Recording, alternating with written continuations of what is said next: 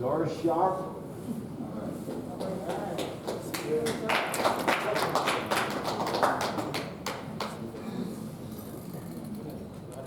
All right. Good morning. I'm Doris Sharp, a resident here for 29 years, a community leader. Let's be clear.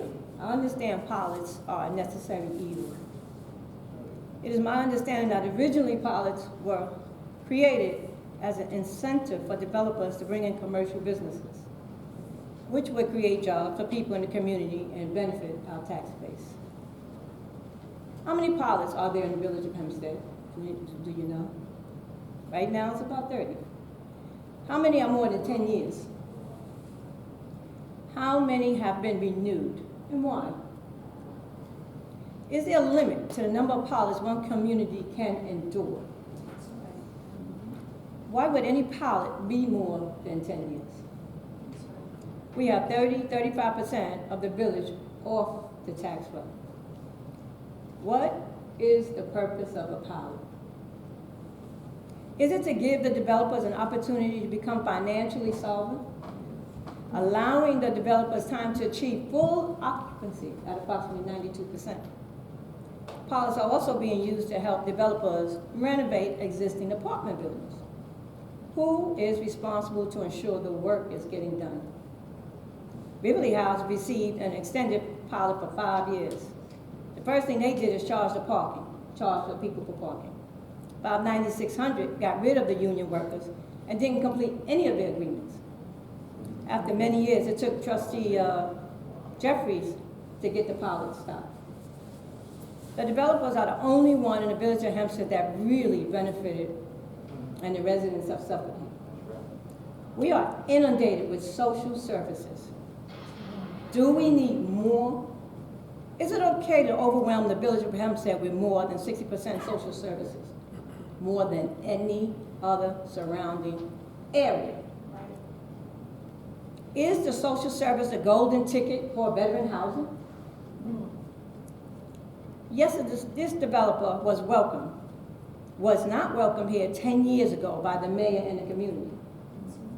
Take this development to Rockville Center, Garden City, anywhere else where you're helping them out in the community. This does not benefit the residents here.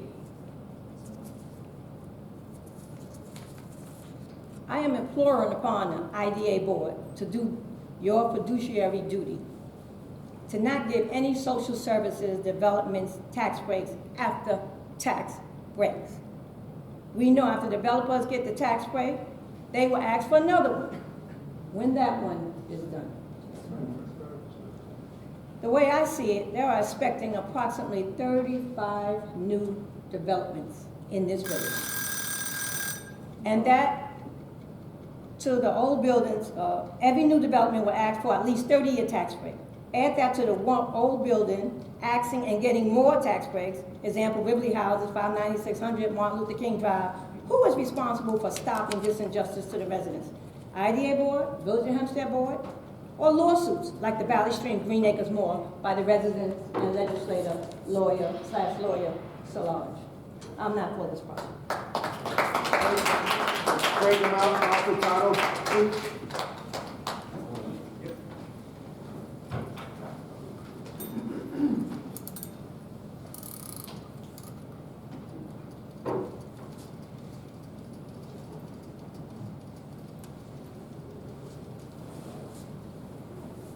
Hello, my name is Frank Amalfitano. I'm the president and CEO of United Veterans Beacon House. I'm sorry, sir. Could you spell your last name, please? AMALFITANO.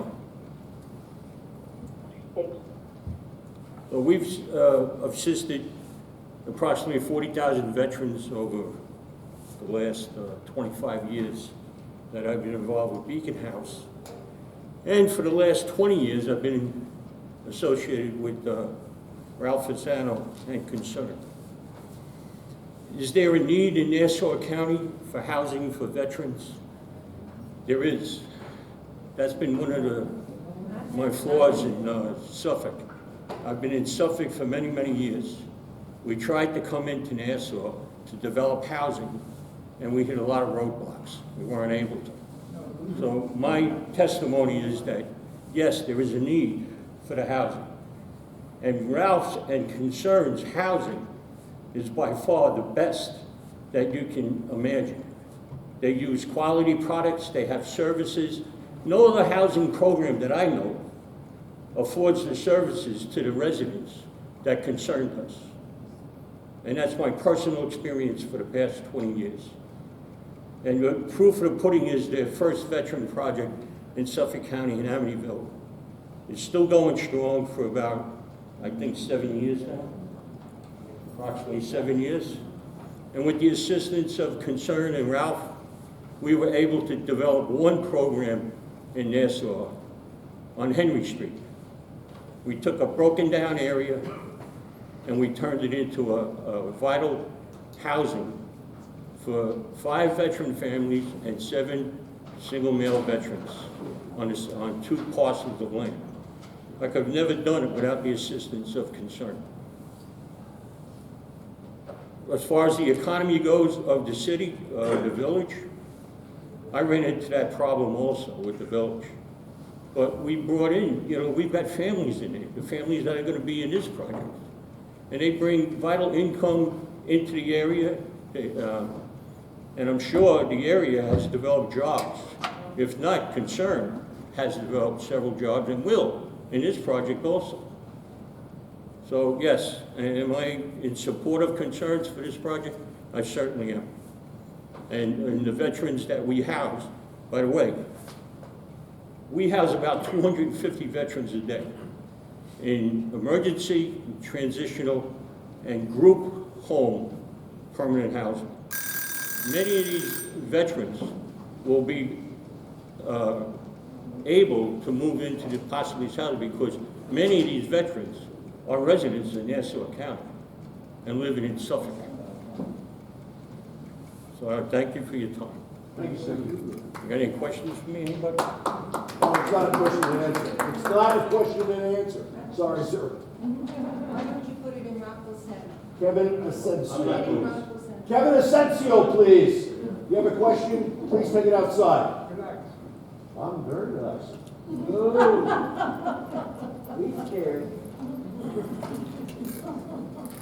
Just love this. How you doing? Good morning. My name is Kevin F. Asensio. This is my first time really speaking in front of a crowd like this. Sir, could you spell your last name? For the recorder on the phone, My name is Kevin F. Asensio, and it's, did you ask me for my last name? yes, if you can spell it, just spell it. It's A-S-C-E-N-C-I-O.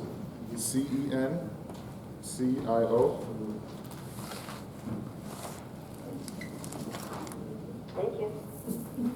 Yeah, right now I'm an owner of a company called Triangle Haulers. It's supposed to be like a freight shipping business. Yeah. Could you project out a little bit so the folks here can hear you, sir? Could you get a microphone? I'm the owner of a freight shipping business. It's not really working right now because I'm running low on money, and I never really asked for people for help and stuff like that. And I was a little scared to go to ABLA, a program that Reverend Benjamin is the owner of, and it has helped me in the community because it gave work to people who live in the community and wanted to give to the community. And what I learned is that the people of Hempstead, they're very prideful of their beliefs. They like everything to stay the same, and we keep the business amongst us because we never look for handouts, and we don't take gifts from people that want to force it on us. And I'm against the policies that other people have been against. My grandfathers were wealthy businessmen, and they weren't quite the smartest people. They had ADHD and a lot of depression. And one of my grandfathers is Portuguese, so I'm European white, and my grandfather is from Central America, which is Guatemalan, and he once came to the United States and tried to make it for his family, and it didn't work out quite as what he thought. He came to a country where it was predominantly racist, and he was actually a pretty big guy, and he was about my size. I'm like 6'3", and he was just an animal, and he came from disabilities himself. One of his foots was angled backwards, and a lot of people used to pick on him for it. And when he tried to make it in the United States, he felt like they were always giving him a double meaning to how he should act and how he should be. So he actually went back to his country to be around his own culture, because he doesn't like how America was so driven to change him as a person. So I'm against the project. Thank you, sir. Thank you, sir. Shirley Brasley, is it? Shelley Brasley. Oh, Shirley, I'm sorry.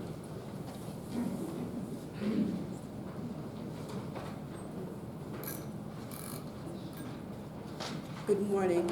My name is Shelley Brasley. I am a resident of Hempstead.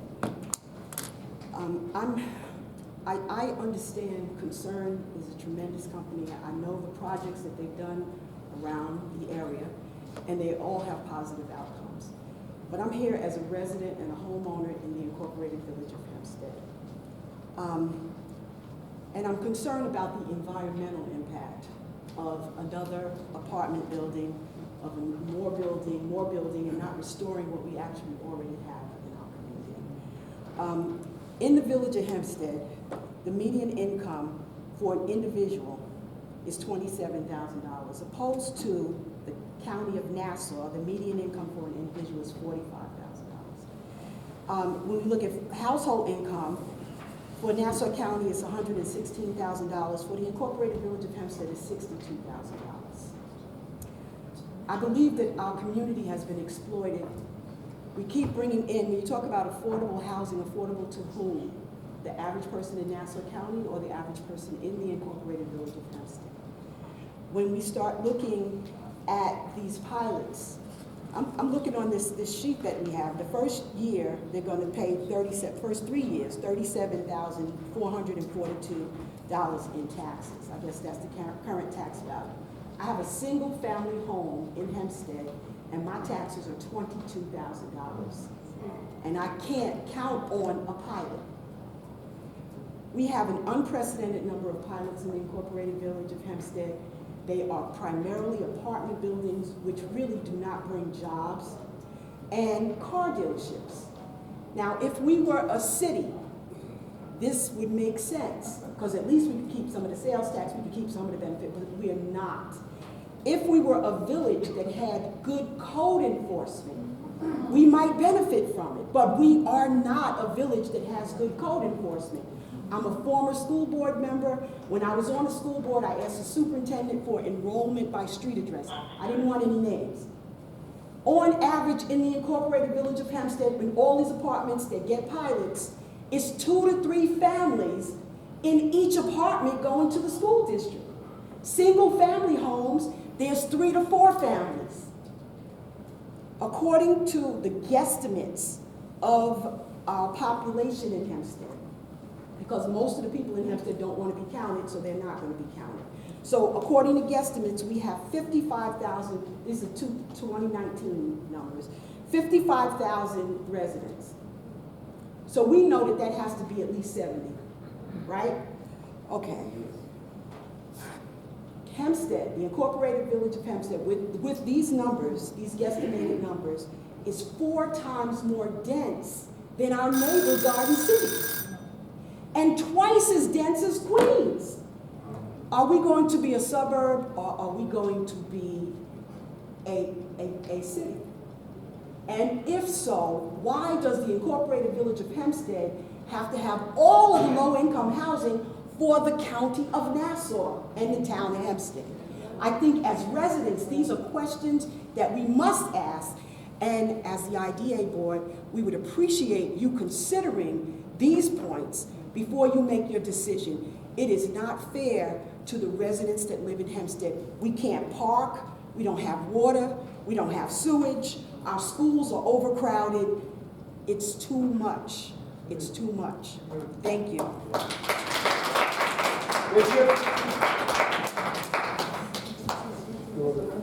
Julie, are you okay so far? I guess we're good, but as long as I can get the setting up there, Okay. So when you come up, please say your name and just spell your last name for the stenographer. Thank you. Thanks so much, Michael. My name is Bishop Philip E. Elliott, Elliott. I'm the pastor of the Antioch Baptist Church of Hempstead Heights for the past 27 years. I'm also president of the Ministers Conference of Hempstead and vicinity.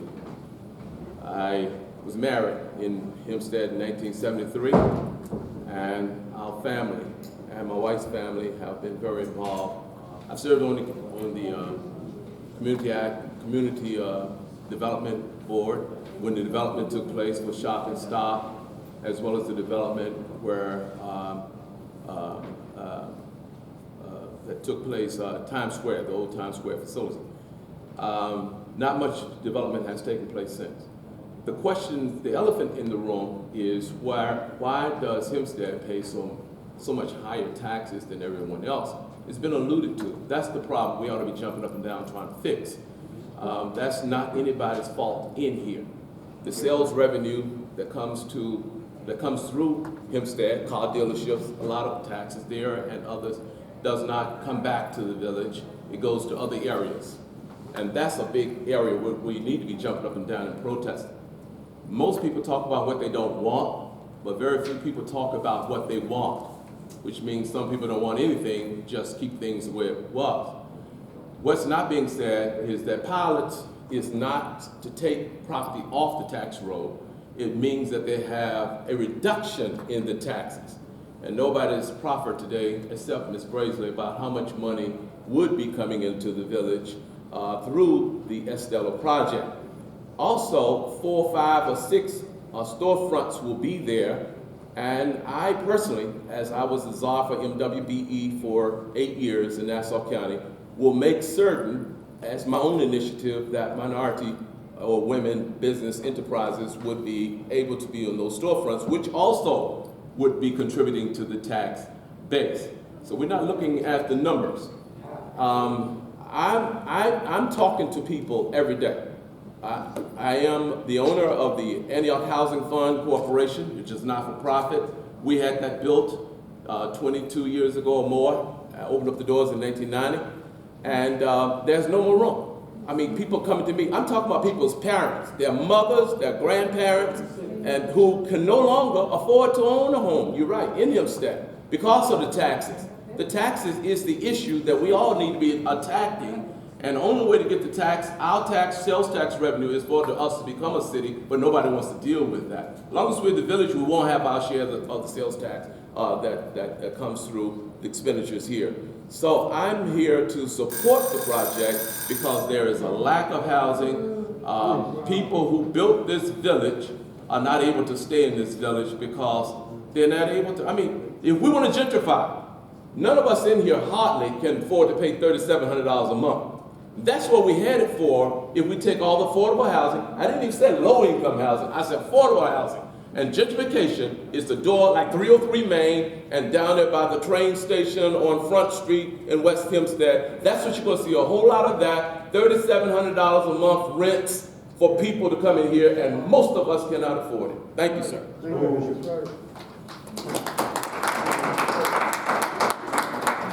Sorry, Edwards.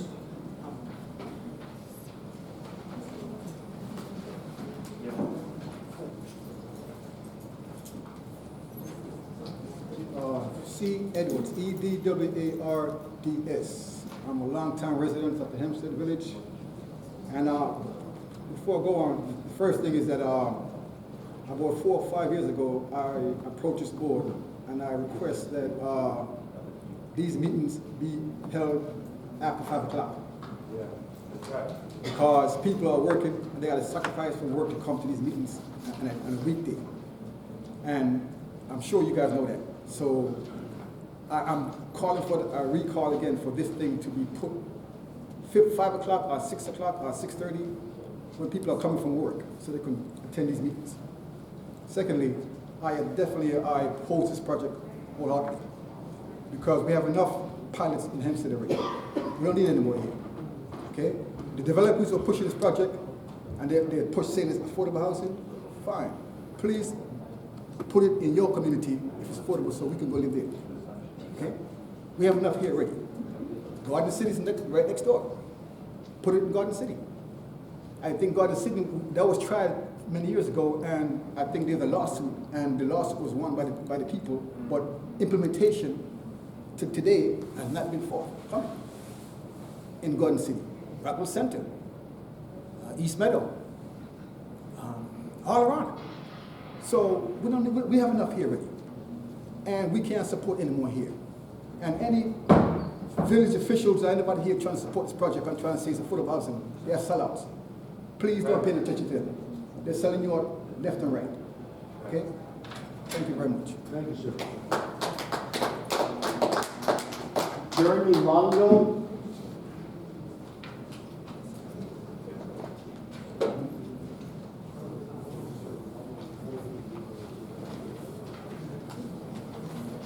Morning, everyone. Jeremy Longo, LONGO.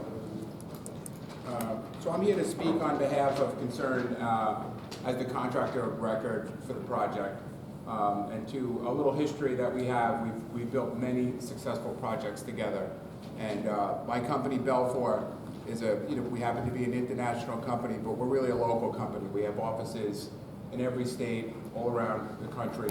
And ultimately, our local offices are the community. And we tend to participate in communities, obviously, where we're doing work, we're actively doing things.